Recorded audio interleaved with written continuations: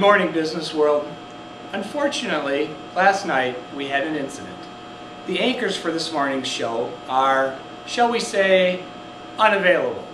For those of you who witnessed the event last night, we're looking for anyone to come forward with any information on what happened to our anchors so that only the proper people are prosecuted.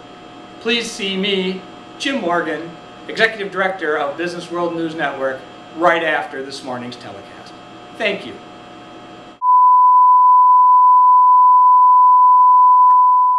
When it comes to an interview and other types of situations like that, professional attire is still important, and you need to present yourself well. You don't necessarily want to make a fashion statement. I always use the example of President Obama. I think he cuts a very nice figure without trying to be flashy. In fact, just a little bit of a side story. That's on. I'm a little teapot, short and stout. Here is the handle, here is the spout. When I get all steamed up, then I shout, tip me over and pour me out.